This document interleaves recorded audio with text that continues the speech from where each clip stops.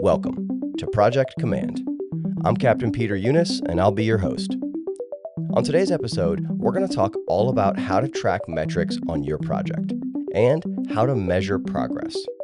But first, if you're enjoying this podcast, it really helps us if you follow, leave a 5-star review, or share this episode or any episode you liked with a friend.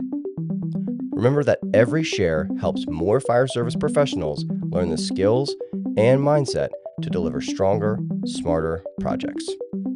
All right, let's get to the episode. So guys, this is an episode I've been looking forward to and been a little intimidated by, to be totally honest with you. And the reason for that is that tracking metrics on a project is both one of the most important things that you can do and also one of the most challenging. And we're going to talk about why that is throughout the course of this episode.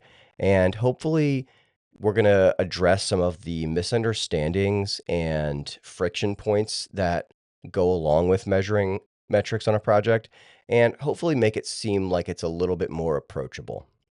So, with that in mind, the way I want to frame this episode today is with the old who, what, when, where, and how of project metrics. So I'm going to go through all those different categories and we'll talk about all the different elements of collecting metrics.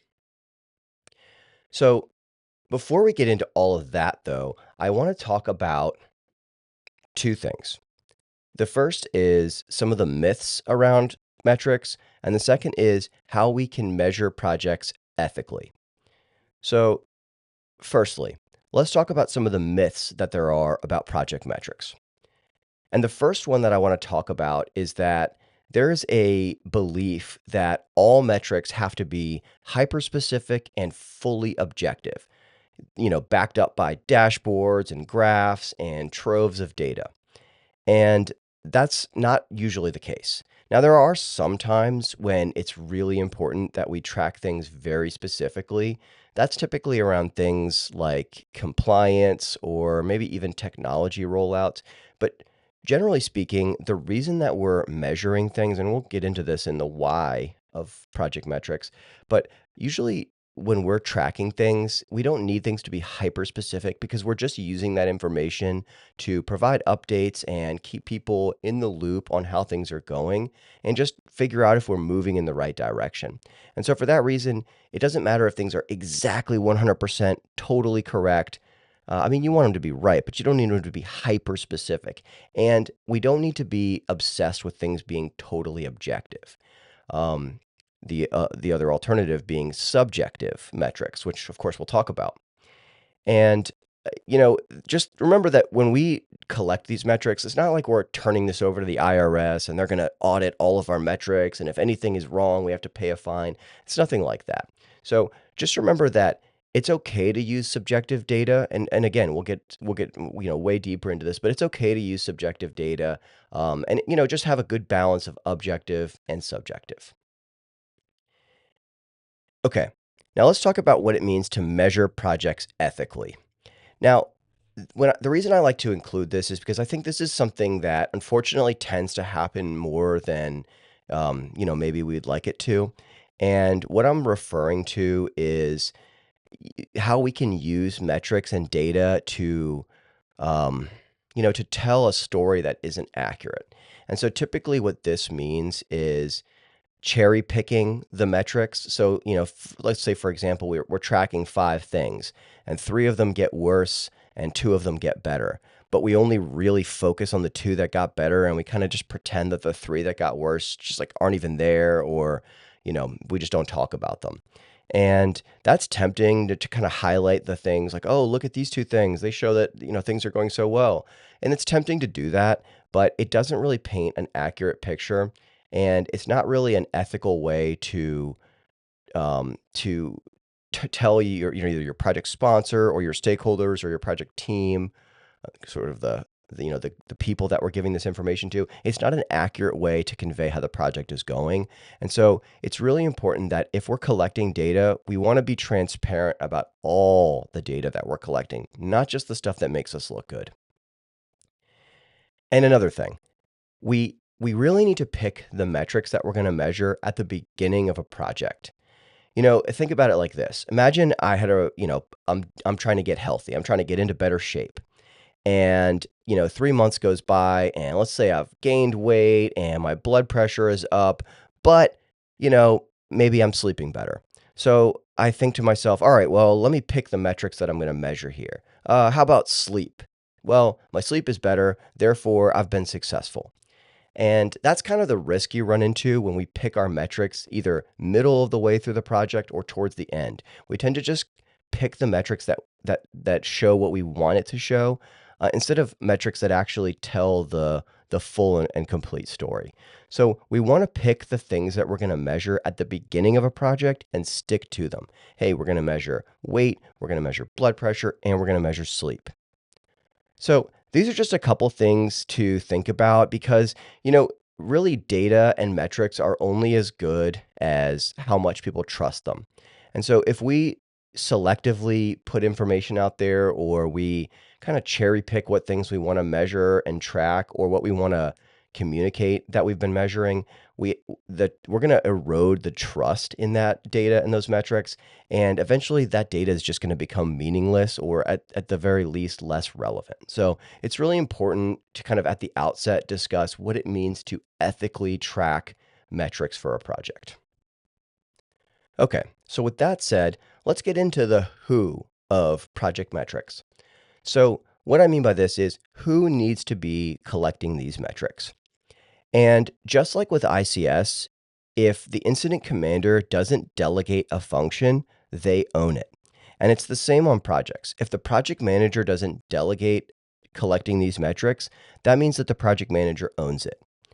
And so, who can we delegate to? Well, you can delegate this to an assistant project manager, somebody on the team, or even potentially a stakeholder. But generally, the difference in my mind between a project team member and a stakeholder is stakeholders you can't assign work to, and project team members you can assign work to. So I guess with that being said, you really are going to either give it to a project team member or maybe an assistant project manager.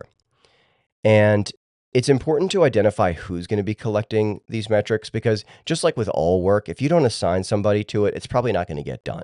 So it's really important to assign an owner. And a lot of times what I like to do is I'll design the metrics and then I will delegate it to somebody. So a good example I can think of is, probably about a year and a half ago, we did a project to roll out Bluetooth functionality between our SCBAs and our Motorola radios. And after we rolled this out, I had one of the guys on our project team do a quality audit where I identified, hey, I want you to check to make sure that when we turn the air pack in the radio on, it pairs within 30 seconds. I want you to check to make sure that, the designated radio that you're checking can be, the audio is good and can be clearly understood by dispatch. And then I want you to ask these 3 basic questions to whoever is riding in that seat that you're checking for the day, to test their basic understanding of the system. And those are the 3 things that I want you to go out and track or collect information on. And so I'll design it and I'll write, here's how you do this, and here's what we're looking for you to collect, and here's where I want you to collect it. And then I'll assign it to somebody. And so in that case, that person would be collecting the data, but they would be doing it with some guidance that I've provided, because a lot of times that can be really intimidating to figure out what to track. So anyways, that's kind of the who of it. And the thing to remember there is it's you, the project manager, unless you delegate it to somebody else. All right. So let's talk about what are we going to measure. Now, the way I like to look at this is there are 4 categories of things that we're going to measure. The first we could just generally refer to as resource utilization.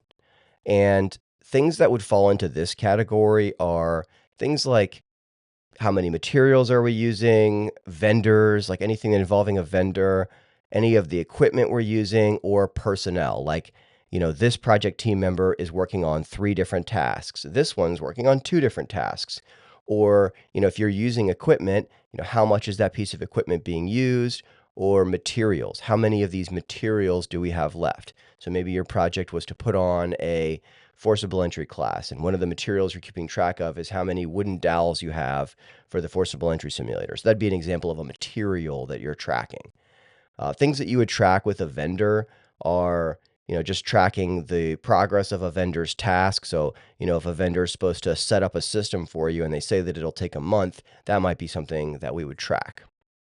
And with personnel, again, it's just how many things they're working on or how many things they're completing. And this is where things like what's called a WIP limit come into play. And a WIP limit is work in progress. And sometimes this can be a really good thing for a project manager to track because it allows you to make sure that nobody on your team is getting overloaded with work. So you might set what's called a WIP limit as the project manager, and you might say the WIP limit is 2 tasks, meaning a work in progress limit is 2 tasks. I'm not going to let anybody on my team be assigned more than 2 things at a time to keep them from being overloaded and overwhelmed. So that might be something that you track there. The second category is cost and time. Now, this is a pretty straightforward one, at least conceptually. And these are things like our budget versus our actual, meaning this is how much we said we were going to spend, and this is how much we're actually spending. So, like I'm thinking back on a project I did recently to provide CPR training to all of our school security officers. And one of the things I did was I identified how much overtime I was going to be using per session. So I would say, okay, this session, I'm going to have 3 firefighters working for 4 hours each. So 3 times 4 is 12. So I plan on spending 12 hours of overtime per session. And then I would go back and look and I would say, okay, well, actually, it took 16 hours of overtime here. So I was 4 hours over. So that'd be an example of how I might track the budget versus the actual. And that also kind of talks about how you track labor hours and a schedule variance kind of stuff. And by schedule variance, what I'm talking about is I said I would have this piece of work done by this date. Did I do it, or is it taking longer, or did it take shorter? So those are things that we would track that relate to cost and time. Now, the third category is work and progress. So this is things like how many tasks have been completed. So I've talked about this many times on the podcast, but what I like to do is, you collect your requirements from all your different stakeholders, you put those requirements together, and the requirements are all of the individual things that your project has to do. So you put your list of requirements together, you use that to make your scope, and then you take that scope and you decompose it into an activities list, which are bite-sized activities that you can hand off to a team. And so one of the things you might track is how many of those bite-sized activities or tasks are being completed, how many objectives are being achieved. You can also look at milestones that you're hitting. And to kind of refresh your memory, milestones are, you think about milestones like they're chapters in a book. So if you took a project and you were to write a book about a project, the milestones would be the chapters. Chapter 1, you build the project team, develop the scope. That's a milestone. The next milestone might be adequately identify all the different elements of the work breakdown structure and assign work and develop the schedule. That might be a milestone. So just like the different chunks of work along the way. And lastly, the last category of things that you might want to track, the what of project metrics, is risk. Now, we could talk a lot about risk. We could do a whole episode on risk, and I will do a whole episode on risk. But for now, I want to just leave you with this little gem that I use all the time when I talk about tracking risk. And that is what's called a risk score. All right. So let's say you're sitting with all your project team members and your stakeholders, and you're trying to identify, hey, what are the risks that we face during this project? Maybe it's things like budget overruns, resource deficits, like, hey, we're not going to have enough people to do this, or, the technology we buy from the vendor isn't going to be as advertised, or we might not get it done in time. These are all examples of risks. And if we wanted to score those risks to figure out, hey, what are the biggest risks that we face? This is how I like to do it. You're going to take 2 different things, probability and impact. Probability, obviously, is how likely is this risk to happen, 1 to 10. So how likely is a budget overrun? Well, maybe that's a 3 out of 10 likely. Okay. Now let's look at the impact. Impact is how big of a deal is it if this happens? So how big of a deal is it if you have a budget overrun? Well, how likely are you to be able to get more money? And depending on the answer to that, you would figure out maybe it's a five out of the on the 1 to 10 impact score. So our probability is a 3 out of 10, and our impact is a 5 out of 10. Now we're going to multiply 3 times 5, and that gives us 15. So the risk score for budget overruns is 15. And we'll do this for all the risks, and we'll score them. How likely is it, 1 to 10, and how big of a deal is it, 1 to 10? Now times them by each other, and that's their score. And so every risk gets a score, and that allows us to figure out, hey, these are the highest scoring risks. That means these are the ones we're really going to keep an eye on. So this is just a way for you to track your risk throughout the project. And remember that risk changes. Something that might seem like a high risk in the beginning, like, hey, this seems like it's going to really, it's got a high probability. Maybe as the project goes on, you realize that probability is a lot lower than you thought, or maybe the impact is a lot lower than you thought, or higher. So risk is something we want to keep our eye on and track sometimes because these things change throughout the course of the project. Okay, now let's move on to when. When do we track metrics? And guys, this one's pretty straightforward. We track metrics. First we identify our metrics at the beginning. We talked about that. You want to identify what are we going to track at the beginning. So, if you're rolling out new equipment, let's figure out, hey, what do we need to track? Well, we need to track, did the equipment end up where it was supposed to go? And do the people that we delivered the equipment to know how to use it? That's how we would measure success on that. Okay, well, that's what we want to track. Now, when are we going to track that? Well, I like to just, for simplicity's sake, you want to track throughout the entire course of the project. But to dial that in a little bit more, as soon as you start executing work, you need to start tracking work. So recall that the PMI, or Project Management Institute, says that there are 5 stages to a project. Okay, there's initiation, planning, executing, monitoring and controlling, which is what we're talking about, and closing. But the executing phase and the monitoring and controlling phase happens simultaneously. So as soon as you start executing, you start measuring. But even more specifically than that, you're going to want to check these metrics before you provide updates. So my favorite thing to track is if I have, 5 things I've assigned to people, I'll call those people. Let's say I provide my updates on a Tuesday. I'll call them on a Monday and I'll say, hey man, I assigned you the document review. What % done are you with that document review? And they might say, I'm 60% done with it. Okay, that's an example of a subjective metric. But that's a very useful subjective metric because if I call that person a week later and I say, hey man, you were 60% done with this document review last week. Where do you think you are this week? If they say, man, I probably am at a 65. I don't think I've gotten much done. Okay, still a subjective metric, but it tells me a lot. It tells me they don't think they're getting that much work done versus maybe they said they were at a 30 last week and this week they're at an 80. Okay, well, what if that 80 is actually 70 or 75? Is that big of a deal? No, not really, because what I need to know is you were at 30 last week. Where are you this week? Man, I'm at an 80 or a 75 or whatever. Okay, great. That's a lot of progress. So that's what I want to know with that kind of a metric. And so I would check that before I provide those updates. And anytime I have a big meeting with my executive leadership team or the project sponsor, which again is the person that authorized the work, I might want to check in on those metrics just to get a sense of where we're at.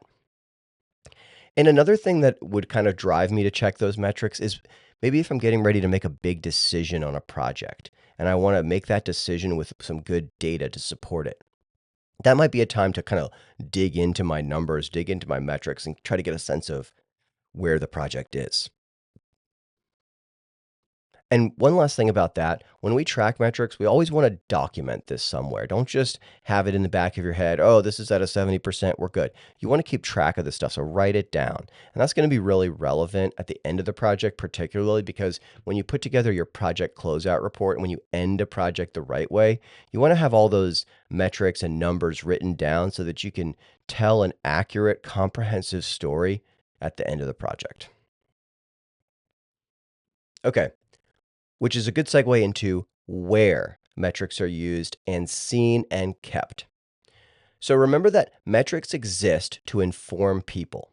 And so with that in mind, the where is in updates that we provide to our project team and to our stakeholders. So I'm thinking specifically now about I like to provide I create a document, an update that I provide to everybody. And so I have a standard document that I use, which, by the way, if anybody wants any of the documentation that I talk about on the podcast, feel free to email us at projectcommandpodcast@gmail.com. And I'm happy to share any of the documents I use with anybody. So feel free to send us an email. But when I put that update together, my standardized update template, I will put the metrics in there. And I will also keep track of it on my project management plan, which is my single source where I keep all my documents and all my metrics and all my updates. I keep all of those together in a project management plan. And that's where I will keep them. And as far as where you can see these metrics, the update is a good place for it, but also sometimes you'll have a dashboard either that you created because you're, great with data, or if you're using something like Microsoft Teams, it automatically will create a dashboard for you. If you're utilizing the Teams format to run a project, using the buckets and all that sort of stuff, you can click on the data and it'll automatically show you you've assigned this many tasks to this person and to this person and to this person. And these are how many have been marked complete. These are how many are in progress, and on and on. So just a great way to kind of get like an easy dashboard if you're using Microsoft Teams. Okay. Now, why do we track metrics? Now, really, there are three reasons that we track metrics. And this is really important because understanding why we're tracking these metrics can help us figure out what we want to track. So, the first reason that we collect metrics is to inform. So, specifically, we want to inform our team, our stakeholder, our project sponsor, and our department leadership. And so knowing that we want to inform them will dictate what we track. That's why I really like tracking the percent complete, because that's a great way to keep everybody in the loop. Hey guys, these are the 5 things we're working on. This one is 70% done. This one's 10% done. This one's 95% done. And this one's 50% done. That gives people a really good kind of 30,000 foot view of where a project is. And then the next week, they look at that and they say, okay, well, now these have moved, in this direction. And so, now I know how these tasks are progressing. Okay, another reason we track metrics is to track our progress. So what I mean by that is, are we moving towards our objective at an appropriate speed? And this is really critical. A lot of times if you have a deadline for a project, and this, like, I can think of a bunch of examples, but hey, we got to get this. Here's an example. I'm working on a project right now, a 508 compliance project, where we have to get all of our forward-facing information to be compliant with the 508 requirements, which is for people with disabilities. So things like captions and colors and all that. And so we have deadlines that we need to meet for that. And so I want to keep track of how quickly we're getting things done to, be able to see, hey, are we on track to meet our deadlines here? And so that's when you would want to track the progress of stuff. Are we drifting, or is what's called our project velocity decreasing? So maybe, hey, last month we got this much done. This month, we're not getting that much done. And that can be a red flag. Hey, why are we getting so much less work done this month versus last month? And there could be a lot of reasons for that. Maybe you need more resources. Maybe the work is especially challenging. Maybe there's a misunderstanding of how to do the work, or possibly maybe technical debt is accumulating, meaning things that we thought were done aren't actually done. And they're just like kind of done enough that we feel like they're done, but work is still sneaking in from those tasks because they're not all the way done. In which case, maybe you need to address some of your project's technical debt. So all of these are things that you can know and address if you're tracking your progress. And the last why of why we're tracking these metrics is to identify problems early, which is kind of what we were talking about with the progress. Hey, we're not getting as much work done. That could be a problem. Also, this is how we figure out if we have delays and bottlenecks or resource strain. Like, hey, we need, more IT bandwidth, more IT hours because we're not getting these things done quickly enough. So maybe we need to ask for help from our project sponsor and say, hey, we're going to need more IT support or more, HR support or whatever you need, more people from operations. And this is also how you're going to figure out if you need to escalate risks. Things that, hey, we're tracking this and, it's not going in the right direction. And, this is a serious issue. So now I'm going to escalate this to my project sponsor or whoever I need to escalate it to to get a resolution. Remember, metrics are early warning systems, not autopsy reports, okay? We're using these to figure out when things go wrong before it's a huge deal, not after. Okay, now let's talk about how we track metrics. So remember that metrics tell a story, they're not a scoreboard, okay? So on some projects, success might look like, did we implement the system exactly as designed? Or maybe, did we meet a compliance or an accreditation requirement, like a deadline or something like that? On other projects, success might look like, are response times improving, staying the same, or getting worse after we, maybe change a response model? Or, maybe we reorganized how our drug box is set up. And so that might be, maybe now we're going to look at, are we administering medications faster on a cardiac arrest? And so the thing to remember about how to track metrics is you must first know exactly what you want the data to tell you. So to go back to my medication example, if we've done something with our drug box and we want to know, is this a good way to organize a drug box or not? That would lead us to say, okay, we need to track how quickly we're giving these drugs. And once we know, hey, we need to track how quickly we're giving these drugs, that will tell us how to do it. Okay, we want to track how quickly we're giving these drugs. How would we do that? Well, let's pull the call sheets and we can look, hey, on cardiac arrests, before we changed it, it took us 2 minutes to give the first epi. After we changed it, it took us 1.5 minutes to give the first epi. So understanding what we're tracking and why we're tracking it will very often tell us how we're going to track it. And this is probably a good time to drill down a little bit more on the difference between objective and subjective. So just very briefly, things that are objective metrics are things that are facts. These are numbers, data, charts, reports. And some examples of that would be things like dollars spent, hours logged, tasks completed, or specific risk scores. Versus subjective metrics, which are things like individual assessments. I'm this percent done, I'm this percent done. Team assessments, like maybe you have a team working on a task and you want to check in with the whole team.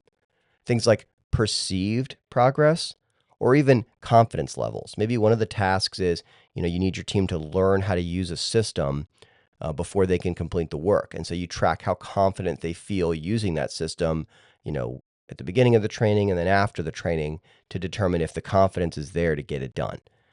So those would be subjective, but very, very useful.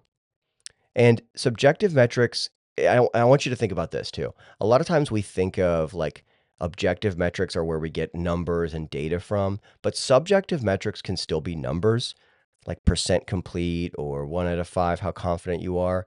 And just because they're subjective doesn't inherently mean that they're not valuable. There's a time and a place for subjective and objective metrics.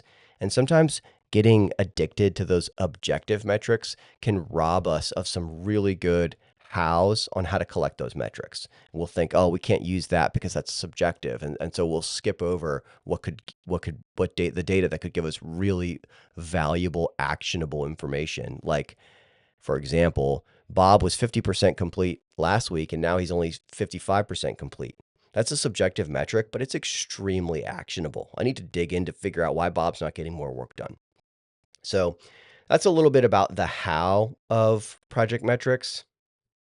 And, I think that this is as good a time as any to say that there are so many sort of standardized metrics out there, things like EVM, which is earned value management, or budget compliance, or things like that. And, if you want more information on those, this is something that ChatGPT or whatever your AI of choice is great at. You can say, hey, this is the project I'm working on, and I want to track this thing. I want to see, are people comfortable using this equipment? Or I want to track, are our response times getting better? Or I want to track, are we giving drugs faster? How can I track that? Ask it and say, here's the prompt I would use. ChatGPT, I want to track how quickly we're administering epinephrine on cardiac arrests. List 10 ways that I can track that specific piece of information. And then I would look through that list of 10 and I would pick 2 or 3 that look promising. And I would say, tell me more about these 2 or 3. and I would drill down until I feel comfortable with it, and that might be a good way to figure out how you want to collect some information. All right, I want to finish with a closing thought here. Remember that metrics don't exist to make your project look good. Metrics are not awards you give yourself or ways that you can just throw a couple of extra charts into a project closeout report to make it look more official. We collect metrics rather for a specific reason. And that reason is that they make our projects understandable. Because a lot of times on projects, people are going to ask you, "Hey, how's this project going?" Or, what's the progress or whatever. And we don't want to just kind of go with our gut feeling like, I think it's going well or I think it's going poorly. We want to be able to understand the project well enough to give good information. And the only way that we're going to be able to do that is by tracking those metrics. So just remember that metrics don't exist to make your project look good. They exist to make your project understandable. Thanks for joining us for this episode of Project Command. If you enjoyed this episode, help us out by following us wherever you listen to podcasts and consider leaving us a 5-star review. It really, really helps. Also, consider sharing this episode with a friend. Remember that every share helps more fire service professionals learn the skills and mindset to deliver better projects. I'm Captain Peter Eunice, and this has been Project Command, bringing command level thinking to every project in the fire service.